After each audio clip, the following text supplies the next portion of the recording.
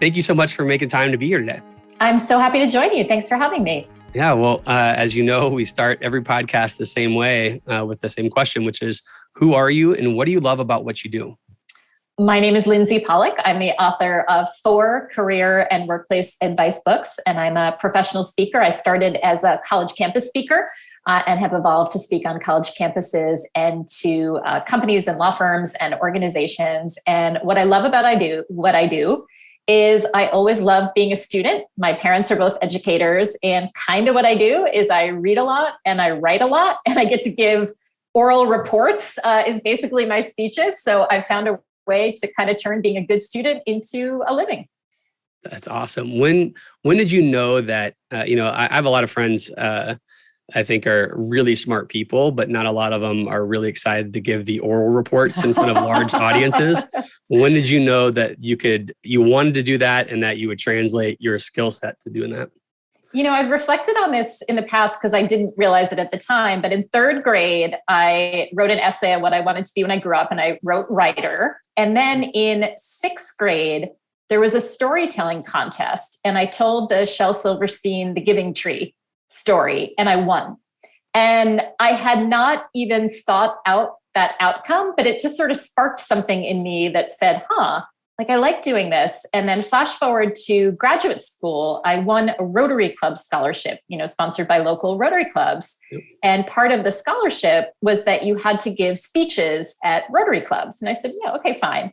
And when I came back from the experience, I had like an exit interview, and they said, did you give your required number of speeches?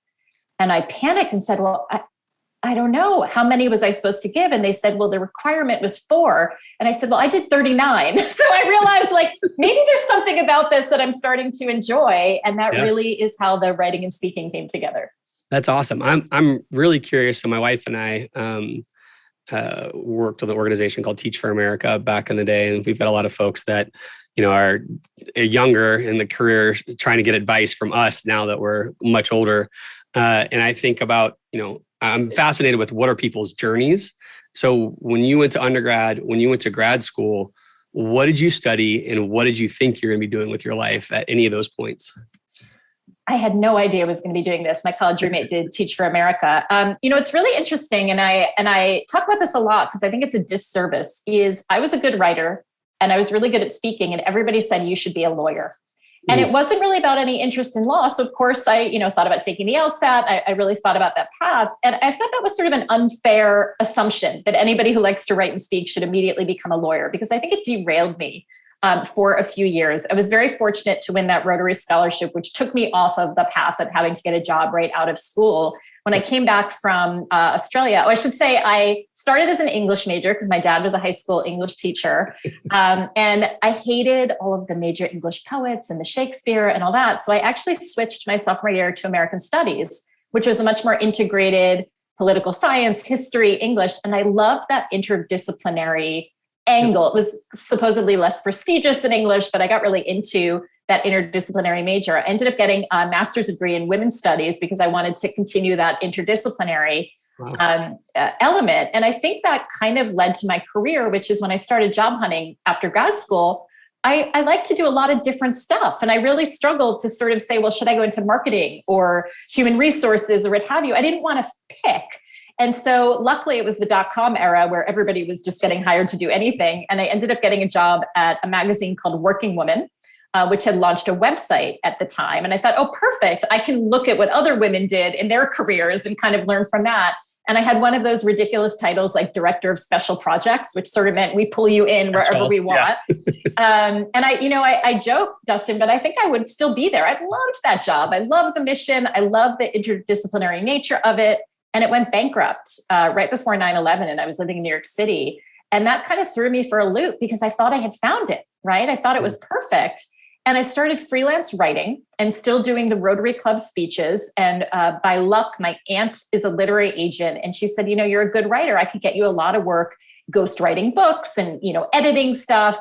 And so I thought, well, I'll freelance until I find a real job. And here we are 22 years later, and I accidentally forgot to find a real job. Yeah. And my first book started as a blog, as you did if you were a Gen Xer, which was about kind of my career journey. And that became my first book, Getting from College to Career, which was published in 2007, and everything kind of launched from there. But I'm going to be honest, I think for the first 10 years of my business, I thought I was actually looking for a job and just doing this until that happened.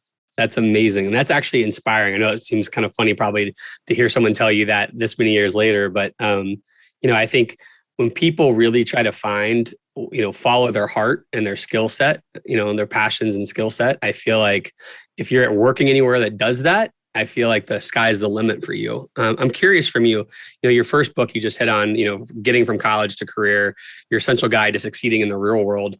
What, that was written probably 15 years ago. Is that right? Ish? Yeah, 2007. Mm-hmm. Yeah. So what advice do you have from that book then that you think is still very relevant today? It's actually amazing how much still is. We did a second edition in 2012. And I tell you, the biggest difference was social media. That in 2007, it was very, very early days. So there was nothing on LinkedIn, or Facebook or anything related to that. And there was very little on even texting and cell phones, right? I mean, at that point, I think I still talked about voicemail, which has basically become irrelevant. Yeah. Other than that, the fundamentals are exactly the same. And I talk about this a lot with this sort of hybrid move since COVID, which is building your connections, being gracious and respectful, following directions, building your network and keeping in touch with people, keeping them in the loop, doing your research on employers and industries, following up. There's so much that is exactly the same. The tools are a little bit different. But, writing a thank you note, whether you're doing it, with a pen and paper or whether you're doing it on email, it's the same concept. It's just a different tool set. So it's actually kind of remarkable how much is still the same. That's awesome. Yeah. You think, when you talked a little bit even in your book now about networking, I wonder if that's a common theme. I haven't seen your middle two books yet.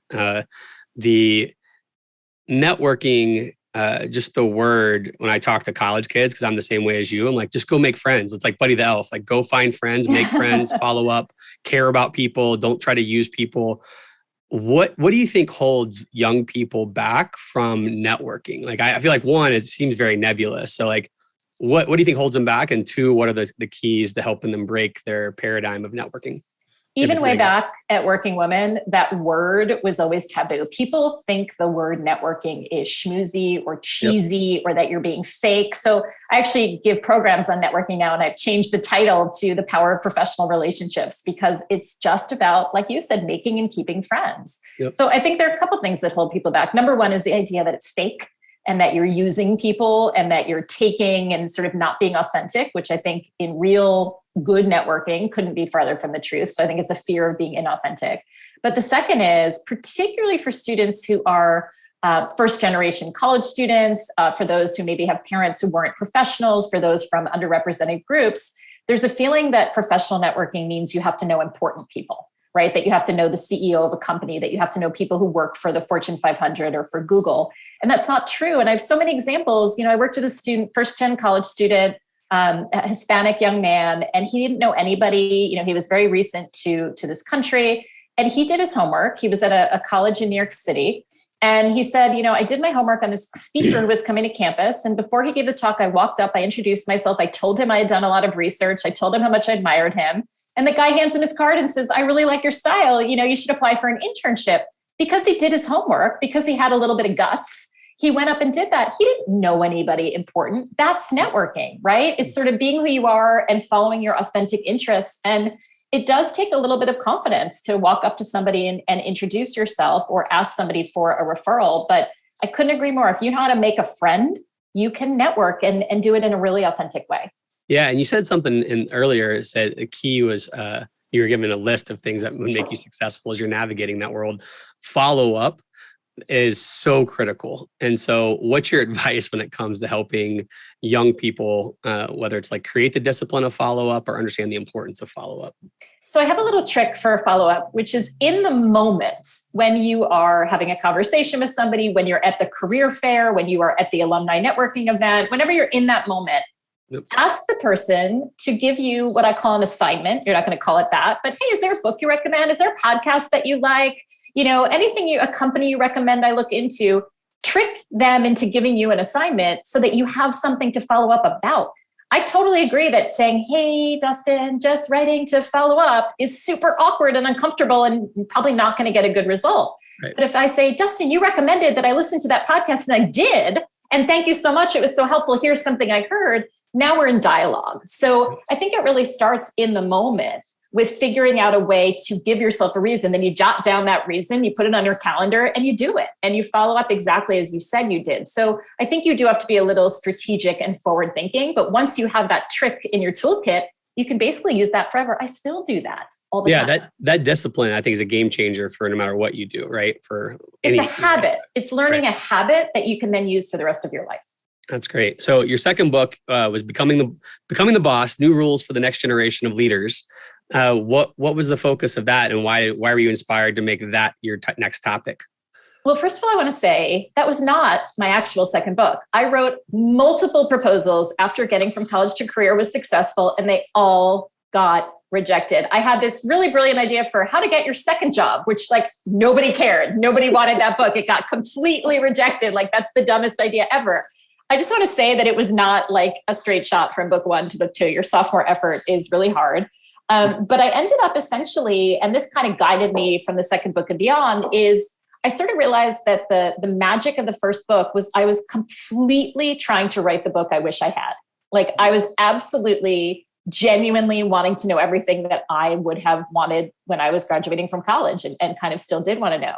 So with the second book, I was just starting to manage people. And I thought, I have literally no idea what I'm doing. What should I do? And so I wrote the book I wish I had. And I've kind of used that as my guide to say, if I'm wondering these things and I can't find it, and I've actually read with product design, a lot of the best products were invented because somebody couldn't find what they needed. And they said, well, if nobody else created it, I'm going to invent it. So I think there's an element of curiosity that I followed with that book. And it was funny. I was really hesitant to use the word boss because I thought that had a lot of weird connotations, and I focus grouped it. And a lot of people say, I love that you did it because I wanted to be a boss, but nobody was using that word. And so I bought your book because you used that word. So I think that the language is really funny.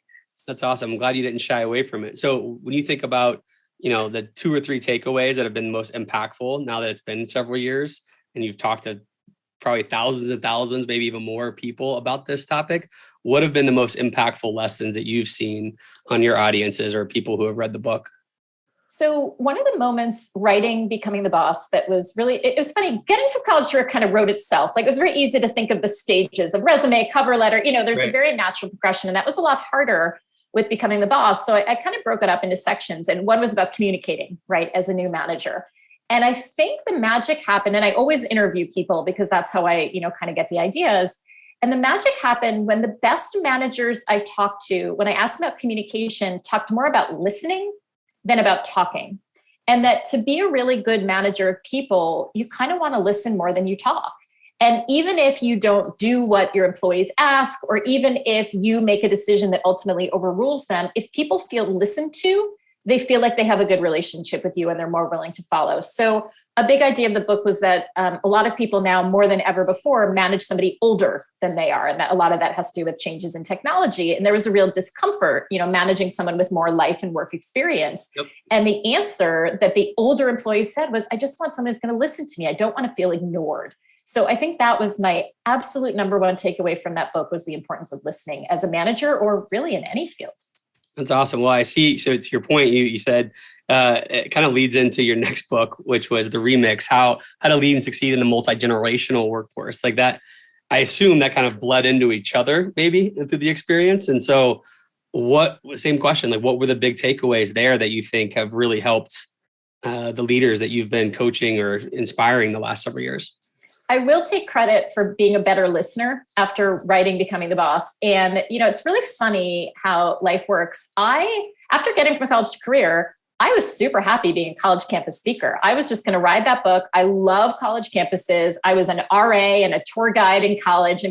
Were you? I could tell. I could totally tell you were an RA, right? So I probably should have gone into student affairs or something. I just sort of didn't know that was a possibility. I wanted to do. Right? I should have. We should have known. But I liked hanging out in college campuses. I liked being with students, and I would travel all around, and that was the gig. And that's a great career to be a college campus speaker. The problem is the travel. And, by that time I was a mom, and it was just kind of getting to me to travel, because all colleges seem to be in like rural Nebraska and really hard to get to. So I was sort of thinking about my next move. And one of the things that I did that I think was lucky, and I do think luck plays a factor sometimes, is I had positioned myself as a early career expert. And all my branding and my website said early career expert. Well, I was smart enough around 2008, 2009 to realize that this word millennial was sort of exploding on the scene. And I called my website designer and I said, can you just change all of my branding, my logo to say millennial career expert? And I kid you not, it was like the phone rang the minute I did that. Wow. And corporates started calling me, thanks to Google, who found me that way and said, hey, we're trying to hire millennials and we're really struggling. Can you help us do that? And like any good entrepreneur, I said, oh yeah, I totally do that. Well, I'm literally like writing a presentation as we speak. And what I realized was I did really know what students were telling me they wanted, what questions they were asking. And I will always give them credit. PricewaterhouseCoopers was my first client. Wow. And they hired me to go on recruiting trips with them. I became a spokesperson for LinkedIn for their campus efforts. And it was really that word millennial. And again, I kind of rode that. I pitched a couple of books on managing and hiring millennials that didn't get sold. But I was listening to my clients and listening to the questions they ask. And, several years later, a lot of people said, well, it's really great that you're helping us understand millennials, but like, what about everybody else? I'm a Gen Xer. There's still a lot of baby boomers in the workplace. And I kept getting that question. And again, by listening and saying, I don't know, I started to deep dive, and this very much kind of played on my American studies background of sort of the cultural history of each generation and what had changed in the workforce over time. And that became what you mentioned, my third book, The Remix, How to Lead and Succeed in a Multi-Generational Workplace, which said, millennials are very important. They're the largest group in the workplace, but they're not the only ones. And that pivot, I think, was really powerful for me personally, because I'm not a millennial and I always felt a little inauthentic saying, well, I'm kind of a big sister to millennials. I can understand them, but it kind of brought my own personal experience more to the conversation. I think that's when everything clicked. Yeah, one of the questions I have, and this is intentionally an oversimplification, but you talked about the power of listening to people, right? And, I'm probably in that middle zone where I've got all three, like you, like I've got, folks 10, 20 years older than me, 10, 20 years younger than me that are all working around me. And it's definitely different. But to your point, I feel like if you listen well and you care about folks and you really are trying to like, listen, we talk about head and heart, right? So you like really feel what's happening. It can guide you. However, when you're creating policies, I don't know where the heck you go to like create policies to that speak to multi-generational audiences. What's your advice as you're trying to lead and create like sustainable change in an organization? So I want to relate this completely to our moment. I think this is what everybody is thinking about when it comes to the return to office conversation. And do we do hybrid? How many days a week? How do we figure that out? I think it's a multi-generational question. And so just to use that as an example, my opinion is we focus way too much on trying to find one solution, right? So like a one size fits all approach. And the reality is, in a diverse, multi-generational global workplace, there is rarely a solution. So I'll give you one example, which is employee benefits. I get asked all the time, how do we create or pick the one employee benefit that employees from 21 to 75 are going to want? And my answer is, that's impossible. There isn't one, right? You create choices. So to give you an example, and PricewaterhouseCoopers is the example, I can't take credit for it, but I really admire it. The gold standard benefit is a 401k match, right? We all kind of agree that is a gold standard benefit.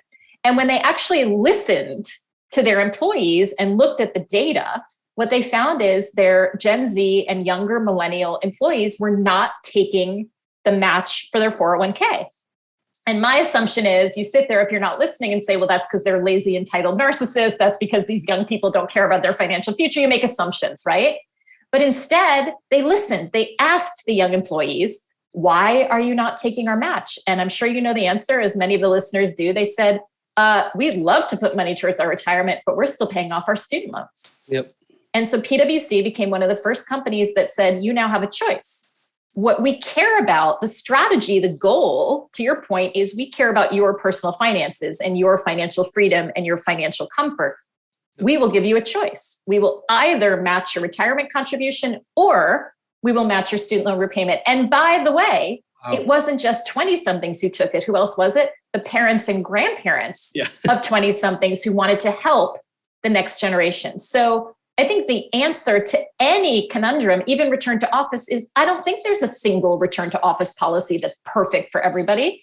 I think you need a couple of choices that people are allowed to decide on that you get from listening to what they want. Not unlimited choices, but more than one choice, if that makes sense. Did you ever read the book? It was probably, I don't know, 12, 15 years ago. It's called Nudge. And it was talking about, it's like an economics book, right? Making decisions. But the point is, you're not unlimited choices. Unlimited choices drives the same kind of an action. But if you narrow it down to 2 or 3 choices, you get really good, answers or responses. So you're similar mentality is what you're saying. Exactly. And I think that we all want sort of one beautiful, perfect answer.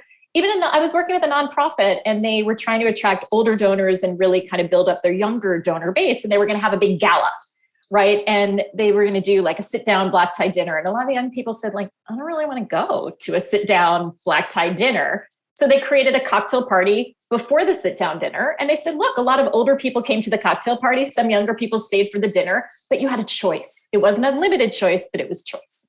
Yeah, that's awesome. Well, we're here today, as we talked earlier, to talk about your latest book, which I have spent quite a bit of time with. And it's called Recalculating, Navigate Your Career and through the Changing World of Work. And I believe you wrote it during COVID. Is that right? During like the height of COVID. Is that correct? Or right? That is exactly correct. Okay. So I'm fascinated, like what inspired this version of the book or this book from your heart? Because you said you've written books I know about and now ones I don't know about. So I'm curious, what was the inspiration for this one? I did not mean to write this book. I did not want to write this book. I was happily promoting the remix, which had come out in 2019. Right. This was the beginning of 2020. I was on the road. I had a fully booked speaking and media calendar. I was all remix all the time. And then in a 2-week period in March 2020, I lost every single paid speech I had on my calendar. My calendar went to 0. And I had not anticipated that could be possible. I had not planned for it. I was absolutely in shock. And I don't mean 0 like metaphorical 0. I mean like literal Nothing. 0. Yeah. And I didn't know what to do. And I decided that the only choice I had was to kind of rely on what I knew, which was to reach out to people, right? And that's where I think the networking piece becomes a lot more human, which is I started calling people up and having conversations and basically saying to other speakers and other authors and corporates, what are you doing? How are you handling this? Like, what's going on? And because I'm me, I took notes because that's what I do. Yeah. And I started talking to my literary agent, and I will give her all the credit. She said, maybe there's a book in this, in what people are doing. And if not a book, we were talking about maybe doing an ebook or a podcast series or somehow turning it into content with the idea that I couldn't be the only one struggling with this. And the kind of magical moment was I live in New York City. I was looking out my window at cars on the street, literally staring into space.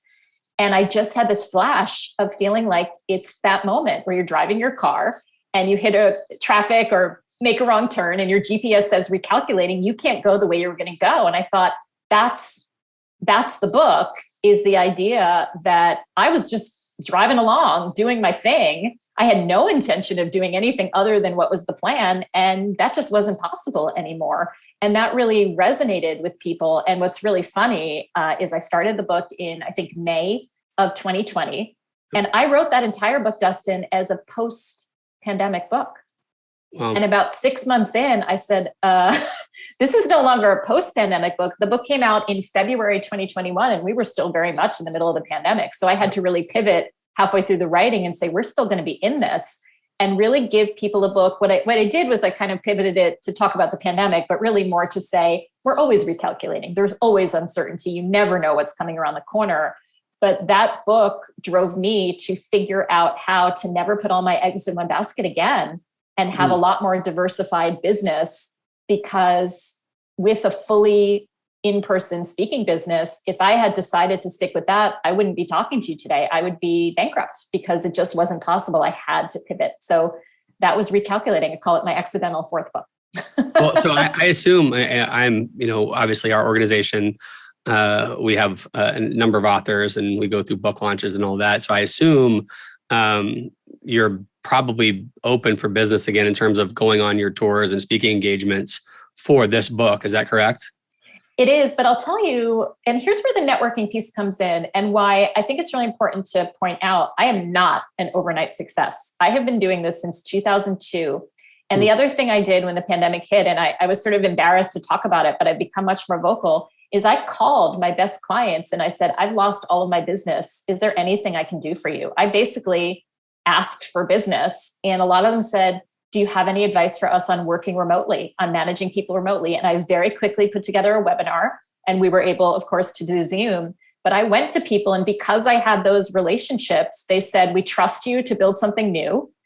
We will pay you to do it. And that kept me going until that book came out. So I feel very fortunate that I had those relationships. And I think it proves that when people really know you, they will trust you to do things that they probably wouldn't go to the open market for. So I think those deep relationships really paid off. And I have a lot of gratitude for really favors that people did for me during that time.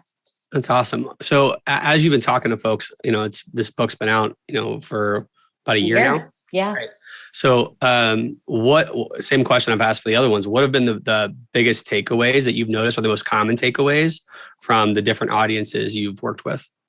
The biggest takeaway for me is somebody said you're relentlessly focused on action has always been my thing. Like I want to give you a toolbox of ideas. I want to give you tactics. Yep. And so often when I was giving webinars during really the height of COVID, even before vaccines and everything, people kept saying to me, I know the things I'm supposed to do, but I just can't motivate to do them. I just don't want to do it. I don't want to move forward. So it was this sort of mindset, mental health piece. And I realized in all of my previous books, I had been so relentlessly focused on outcomes and tactics and actions. I had never really written about mindset. And so the very first chapter of Recalculating is mindset and basically saying you can know all the best things to do, but if you're not in the headspace to do it. So for instance, I suffer from anxiety. I've had anxiety and perfectionism and panic attacks my whole life. I've, gotten very good at managing it, but I had never talked about that publicly before. I didn't think people would want to hear that. I thought it would hurt my credibility. So I wrote about it for the first time. And probably the pivotal moment for that chapter and the start of Recalculating, I ended up writing the mindset chapter last, although it became first in the book, is I interviewed two people back to back, and it was just a fluke. And they were both in the same situation, which is they had been out of work for a relatively long time, 6 months or more. Yep. And one of them said, I'm never going to get a job. I mean, I have a 6-month gap in my resume. Nobody's going to hire me. And the next person had a 6-month gap and said, I am raring to go. People aren't going to be able to wait to hire me. I've had a break. I'm rested. I'm relaxed. And it was like, oh, the fact of your situation is the same, but your approach is so different. Right. That's really notable to me. And that was such an aha moment of how much mindset plays a part in this whole process. Yeah, that's what I highlighted in here of like that to me at a takeaway. So I actually want to, I'm sure that you get this compliment all the time. I really appreciate your desire for action and clear, like, here are things you can do, right? Like that, because so many times when you read books, it's like, well, that seems very nebulous and that's cool, but like, how can I start now? But I think we're probably pretty similar. We're like type A, we just want to get it going. However, I've struggled with anxiety. I've struggled with all sorts of, mental or physical illnesses. And that when you're at your worst, even if we have a desire to act, we can't. And so I appreciated so much that you started there. And I'm just curious, as you talk to folks, what are the key mindsets that you're encouraging for? Or how are you helping people break out of mindset, like the cycles that they're in right now? Thank you so much for sharing that. I know we're speaking in May, which is Mental Health Awareness Month. So I think there's just so much less stigma than there used to be, when I was a kid. So I really appreciate that you'll talk about it. So a couple of thoughts. One is a very, very, very, very, very small action is still an action. It's still a step forward. And I think too often I felt like if I didn't hit a home run or have a huge conversation or apply for a job, that I shouldn't do anything. And I think this idea that the little steps add up is really powerful. So when I think of when I've had my worst moments, like when Working Woman went bankrupt, I sort of went into paralysis and did nothing because I couldn't do something big. And so I think the idea that texting one friend is a step, editing one word on your LinkedIn profile is a step. So what is the absolute smallest thing you can do to move forward is really powerful. And I think the second thing, which I've gotten much better at, is ask for help. There are so many people who can help you. And instead we sort of hibernate and again, get paralyzed. And you can go to your university career center, whether you graduated 25 years ago or yesterday. You can ask your friends for help. There was a group I interviewed for the book who they all got laid off from the same company and they started a text chain to support each other. And they just kind of created their own community. So I think it's really that idea that you're not alone and any step forward matters. And obviously seek professional help if you need it. But sometimes those tiny baby steps get you out of the darkest places, but we're so afraid to take them. Well, I think, when it comes to most people who become leaders, whatever organization that they're in, you just said two things that really resonate with me when I've been stuck is you go from, like you said, bankrupt to like, I've got to do something big now. I got to get back on my feet. And you don't think about the journey of all the steps that got you to the first place, when you were successful. And so that's hard, right? And then the second thing is it requires a lot of confidence in self to ask other people for help. What's ironic is you think about, if anybody asks me for help, I don't spend a second. I actually feel honored. I'm like, thank you for asking. I would love to help you. But when I need to ask somebody for help, I'm assuming like, God, I'm going to put them out or I'm going to, it's not going to be good. I don't know. How do we break that mindset? Because that's crippling. I think it's the shame piece. I mean, when Working Woman out of business, I was so embarrassed to not have a job. I was embarrassed in March of 2020 that I hadn't been smart enough to have a diversified business. I was ashamed. Yep. And what I found was, and actually this is a lesson from my first book. I'm going to share this story. So it's sort of the perfectionist tendency again. The shame is actually sort of the key to getting out of it. So when I wrote Getting from College to Career, I wrote the whole book and I handed it into my editor. And my editor said, have you ever made a mistake? And I'm like, what are you talking about? Of course. And he said, your book, you're so perfect. Every decision you made was right. I'm like, what are you talking about? And he said, you're perfect in this book. And I said, but I've made a million mistakes. I didn't think anybody would want to read them. They just want to read about the good things and like the things I did that worked. And he said, no. He said, they want to read about how you messed up and fixed it.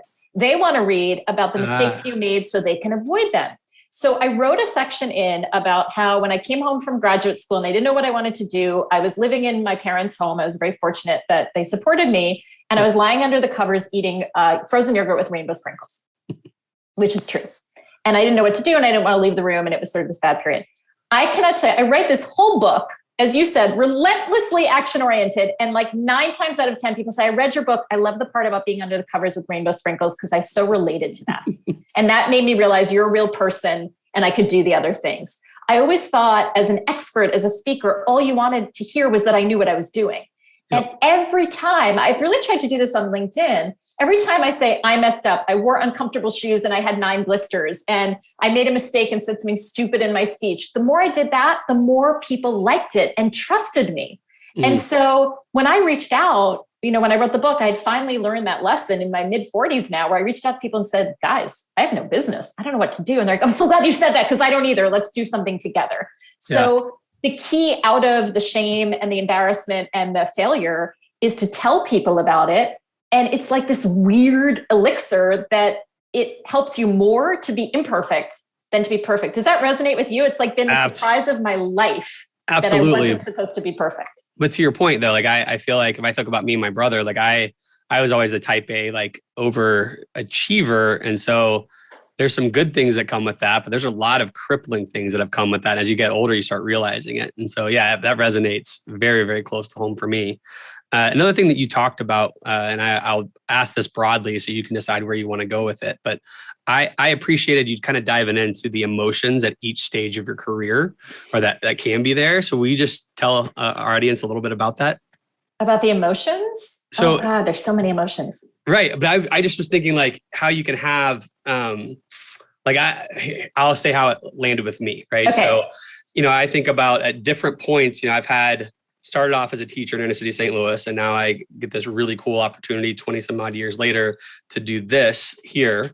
But along that journey, when I think about, God, different emotions, like there's been times where I'm like, this is the greatest day ever. I will never leave.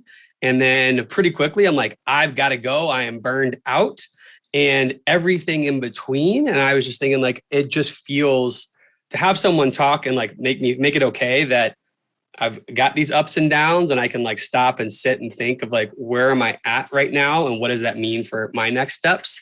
How do you help people process where they are in their journey? Because right now, what we're dealing with, at least in education, and I have to assume anywhere else, is there's a lot of burnout. I travel the country and talk to superintendents all the time. So on the K-12 side, and all I hear are, we're really worried that teachers are going to quit and leave. We're worried our principals are going to quit and leave. Superintendents are retiring at a crazy rate. And so there's just all these emotions. And I don't know if it's always burnout, which is why when I try to ask a big, broad question, I apologize, of like the emotions that you go through, like it may not just be burnout. I'm trying to figure out how to help people process where they are and figure out how to get out of those mindsets or challenges. I mean, I just want to say, because I just really feel like no one's saying it, we are emerging from a war. This has been 2.5 years of terror, fear, death. I mean, it's absolutely terrifying what we have all been through. And to pretend it didn't happen, I think is insane. And so of course people are burnt out. Of course people are struggling with their mental health. I was, to your point, I was at a college recently in Colorado, and they said the high school guidance counselors have been calling the college administrators to say, you got to know what's coming. These kids are traumatized and they're going to need a lot of support. And my daughter's going to sleepaway camp this summer, and they were saying we have mental health support at camp because these kids need people to talk to. In the workplace, I saw they had mental health week on Wall Street. You could have knocked me over with a feather 20 years ago. I mean, you would never even admit that people on Wall Street had mental health. I mean, that was just unheard of. No. So I think we have to acknowledge that we have all been through something, and every single person's experience has been different. So I think one of the pieces of advice, if I can, is number one, seek professional help if you need it. Yep. Every boss or manager or principal or superintendent does not have to be a therapist, but you better have at your fingertips where to refer people to if they need it. And I think we need to really be open about it. And I do think the burden is somewhat on leaders, as it often is, to ask the question, do you need support? If you do, here are the resources. Again, you don't have to be the therapist, but you have to be the one who says, hey, if anyone needs help, we understand this is a difficult time. If you need help, it's okay. And I'll give you one example that I recently heard, and I don't know why it meant so much to me, but there are days where I just really should not have gone to school. I was too anxious. No. I should have not gone. And of course I did, because those were the days. And we used to joke about taking a mental health day, right? Which basically meant you were not really sick, but you were playing hooky. I was speaking to a friend whose son goes to a very intense private school in New York City. And she said, the administration came out and said, a mental health day is a completely legitimate excuse for not coming to school, if that's really what it is. And that's an excused absence. And to me, what a moment to say, if you need a day for your mental health, take it. It's not a joke. It's not like you're going to go to the spa and get a massage. It's actually because you're burning out. Yep. I think that's really powerful. And I hope that message resonates. That's for some reason, that just seems astonishing to me that that's okay now in a way that it used to be a joke. Yeah. And I would say, on the K-12 side, what's been tough is that, just like you experienced, growing up in school, and I'm sure you said your dad was an English teacher, right? Mm-hmm. So you just show up. You show up no matter what. And that gets taxing over a long period of time. And so to have a world or an organization, like if I'm in charge of a district or a school, to figure out how do I create a safety net for my leaders to be able to tell me they're struggling and know that they'll get the support they need, whether it's professional or like a mental health support day. And there's so many people who, work on hourly wages and just don't have that privilege. But, we've always been a country that doesn't prioritize vacation and time off. And I think it's really becoming imperative to see how necessary that is. I feel very fortunate running my own business. I'll tell you, there are days where at 2:00, I turn everything off and I go watch Netflix just because I need the break. And I'm really fortunate to do that. And I think more people need to kind of figure out what fills their bucket or however you talk about it and what they need to really take a break and figure it out for themselves. But I'm really worried about college students, who are so busy and so stressed.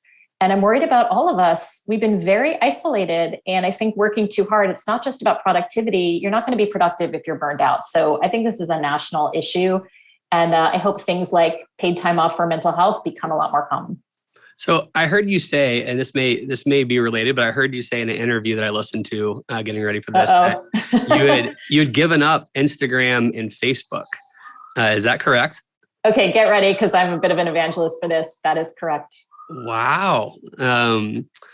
I'm not my Lauren here will tell you I'm not the best at Facebook or Instagram. My wife would also give me a tough time about it. But can you tell me, so two things I have a question for. One, why? Give me a little bit more of the story. And then two, you did talk about in this interview something that I thought was really interesting about active versus passive social media scrolling. And I thought that was really helpful. And so I'm just curious the why, and then tell us what that is. Okay. So I'll start with active versus passive. And this was in my research for Recalculating. Active social media scrolling is, I think I'm looking for a new job. I'm going to scroll through LinkedIn and look at people who went to my college, who had my major, and see what they're doing. Active social media scrolling is, I want to redo my bedroom. I'm going to go on Instagram and look for accounts that do bedroom design. You're looking for something specific, which means your brain will filter out the other things and focus you on what you want. That's perfectly healthy and appropriate. Passive social media scrolling, which is what the majority of us do the majority of the time, is doom scrolling, is I'm just going to scroll and see where it takes me, which means I'm going to go down the rabbit hole that Dustin had a better vacation than I did. And clearly he's more successful than I am, and he's happier than I am, and I'm terrible and my life sucks. So that's the difference between active and passive. My personal experience is I, like many people, would go down the rabbit hole of comparison on Facebook and Instagram. For some reason, LinkedIn doesn't trigger me in the same way. So I am extremely active on LinkedIn, and Twitter, I go on once in a while. But I was finding that every time I went on Facebook and Instagram, I felt worse. I felt bad. I was comparing myself. And so I kind of muted things. I tried all these ways to not totally give it up. Yeah. And then I tried it, and it was the best thing I ever did. But I want to tell you a really quick anecdote about what made me finally pull the trigger on getting rid of it. And I mean, I'm gone. It's deleted. Oh, wow. Oh, yeah. I went cold turkey. I muted for a while. I did all the things short of that, and I did it, and I've never looked back. So my 25th college reunion is coming up in a couple of weeks. And I went to a pretty prestigious school. And I was in the group of my classmates on Facebook. Yep. And this one invented a font. And that one's a congresswoman. And this one is CEO of this. And this one has been at Goldman Sachs as a partner for 25 years. And this one just won a Supreme Court case. And I'm on it I'm not worthy. I'm such a loser. Everybody's so successful. Everybody looks good. Their marriages are happier than mine. They dress better than I do. Their hair isn't going great. I mean, I was literally how bad can I possibly feel? So then I go to a football game at my college, and I go to the tailgate for my class. Yes. And I run into some of the self-same people on Facebook. And guess what? One of them had a really sulky teenager who was being a real pain in the butt, and the parent was complaining about it. The other said, oh my gosh, I'm getting divorced. The other said, I hate my job. I wish I had my own. And they were real people with some success and some problems. And I was which is real here? What they're showing on Facebook that makes me feel bad, or the actual human being who has highs and lows just like I do? And it was such a stark contrast of reality versus social media. And I just decided I was done. And I have to tell you, it's really funny. You hear people being sober curious. There are a lot of people who are quitting Instagram curious. They're Lindsey, I heard from a friend of a friend that you quit Instagram. It was a secret club. Yeah. And I've told people the amount of space I have cleared up in my brain. And also if you and I met in person and we were having coffee, there used to be a part of my brain was we should take a selfie. We should take a selfie. I should put this on Instagram. What should I hashtag it? I wonder what Dustin's thought. I don't have that anymore. I'm just present in that moment. So if anyone is quitting curious, I highly recommend it. And it was 100% for my mental health. That's why I did it. Fascinating. So 2 other quick questions before we get to our last rapid fire segment, because I did promise to get you out of here on time. There's a problem. I like you too much, so we're going to hang out way too long. We can do a part 2. Cool. So right now, these are quick segments for you. You had a point where you talked about great questions to ask an interviewer. I'm in the middle of interviewing folks. This is more selfish. And I always get thrown off when people that I'm interviewing don't have good questions. Really That is a pet peeve of mine. And so I'm just curious what advice you have or you give for folks to ask, the interviewer the questions. So this is your golden opportunity to show that you've done your homework. So Right. Don't ask a generic question like, what's a typical day like for you, Dustin? Go on Dustin's LinkedIn, go on the LinkedIn of Franklin Covey, find something that interests you and ask about that. So, hey, here's your little secret. Hey, Dustin, I was reading Franklin Covey's recent blog post. I was listening to your recent podcast interview. Wanted to ask you a question about that. So find something in their social media feed. This is where social media is active. Find something in their blog or social media feed and ask about that. Yeah, I would say I hired the last person who did something like that. And I'm not the person that wants the ego stroke. That makes me a little bit nervous. So I'm like, what are we doing here? But to your point, it showed a level of depth that I really appreciated. And if regardless of your outcomes, if you do that as a normal habit, that can be a game changer in of itself. So that's awesome. The other one that I appreciate is right now, schools are ending and they're making plans to come back. You had talked about the importance of onboarding. You think onboarding new folks is a critical missed opportunity. And I think every organization probably thinks they do it, but I'm curious to get your take on the power of onboarding and what advice you have for folks. Boy, every statistic shows that first day of work has a ridiculous impact on someone's happiness and retention at an organization. So make it a big deal. I interviewed this guy who was the head of a employee benefits company in Dayton, Ohio. Yep. And he had some ridiculous retention rate of 98%. I said, what is that about? And he said, the first thing I do every morning when I'm not traveling, he said, is I see if there are any new employees starting that day, and I greet them at the front door and walk them to their desk. He's the CEO. I said, how long does that take you? And he said, 5 minutes. That 5 minutes says to that employee, the CEO of the company cares that you have decided to work here and spend his time doing that. It doesn't take time. It just takes the effort to do that. And by the way, when I research people of exit interviews and why people leave, the number one reason is nobody here knew my name, right? Nobody paid attention to me. So what can you do on the first day that says, hey, we're happy you're here. Welcome. Make sure that they feel like they belong from that first day. And I think that really sets things up. It's so simple, but it's so powerful. That's awesome. All right, rapid fire. Ready for these. What's a habit or discipline that you use on a daily, or it could be weekly basis, but I'm curious about daily habits that help you be the best version of yourself, right? So we just talked about, I feel so safe. The fact that you have talked about all your struggles and everything, to manage my anxiety, I have to start with, I call it priming, meditation, visualization. And that has helped me light years. My kids think I'm crazy, but it has helped me. I'm curious what you do given, your travel, your work ethic, all the things that you are. I love that. I have to say I've tried meditation. I do it every day. It does not magically change my life, although I'm sticking with my little app. So I would love to get your mentoring on that. Number 2, I hate exercising, but I love talking. So I go for a morning walk or jog, either with a friend or doing a walk talk with a friend. And that is the only way that I can trick myself into exercising. So that's a habit. And my third, and I've written about this, is I no longer have a to-do list. I calendar everything. So turn your to-do list into a calendar. So if you say, Lindsey, I need a 500-word essay from you, I don't write it down. I put on my calendar, here's the hour of time I'm going to dedicate to doing that activity.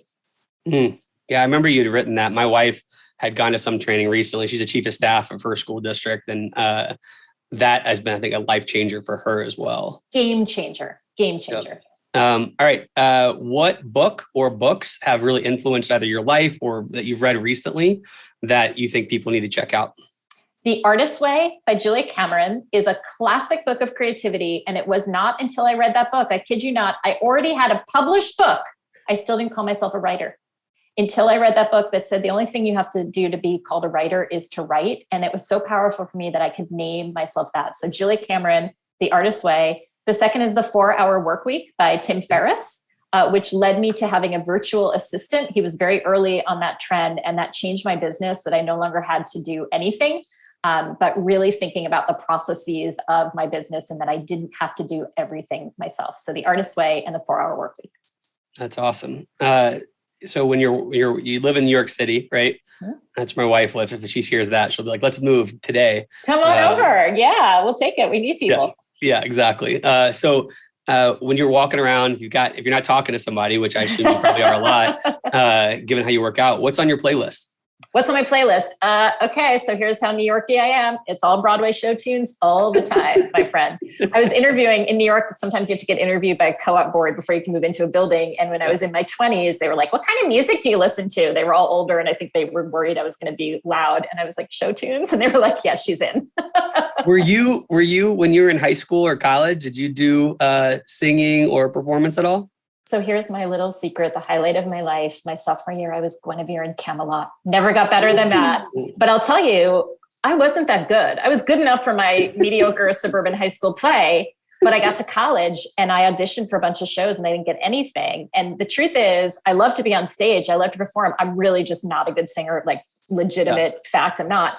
And people say, do you get nervous to give speeches? And I'll tell you, unless I have to sing, I'm not nervous on a stage. So if you made me sing, I would freak out. So I actually still have nightmares. I have my recurring stress dream is that I get up on stage and have to perform Camelot again in my 40s. That's amazing.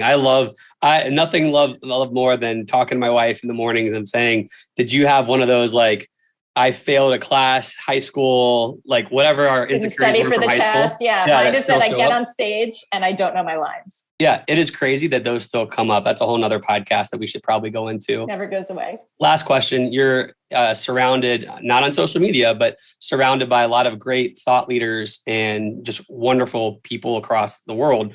What is the best piece of leadership advice, change advice, personal advice that you've come across recently that you just can't get out of your head, or that you've just been sharing with folks nonstop the last couple months? I have two. One is from a Rotarian who sat next to me in one of those old Rotary meetings. And he said, keep building your context. Everything you will do in your life relies on other people. So that networking piece, and I would say keep building your friendships, is number one. It's all about people. And number two is, now I just told you I don't have a to-do list, so take this metaphorically. Yeah. But get out of your head and get onto your to-do list. We game things out in our heads over and over and over and over and over. Stop overthinking and just try it, do it, give it a shot. And that has saved me from so much wasted time and effort. If you try something and you hate it, it's over, you can close the door. But the more you overthink it, the bigger and scarier it gets. That is awesome. Well, Lindsey, I promise you I would get you out of here at the top of the hour. I'm going to honor that, which I don't want to, quite honestly. But this has been so fun. I appreciate you more than you'll know, but I appreciate you so much. I appreciate the work that you're doing. I appreciate your thought leadership. And most importantly, I'll just say this, and I probably should have said earlier, when we created this podcast, we were kind of writing around again. I didn't get into this to create a podcast. It was like, how do we use this great content and find these great people to help folks? And so we talked about change starts here. Part of it is learning how to fail and fail forward, and learning that mistakes are great. And as long as you don't keep repeating the same mistakes, but like, you got to try. And so without any of that, like, being thrown towards you, the fact that you like came on here and you're like, I struggle with this personally. I have books that nobody knows about and I love and nobody cares about because they never got published. Like that is so inspiring to me. And I just appreciate your vulnerability. And I like you said in the answer a question earlier, I feel like if you continue to lean into that, more and more folks are going to continue to know who you are and follow this great advice that you have for us. Thank you so much. My mom always calls it an AFCO, another freaking growth opportunity. So she'll say, oh, there's an AFCO. You got another AFCO there. So yeah, I'm happy to share my AFCOs. That's amazing. Well, thank you so much for joining us. Appreciate you. Thank you for having me. Please support us by subscribing to our YouTube channel, podcast on Apple or Spotify, and help us celebrate the beautiful, messy work of shaping human potential.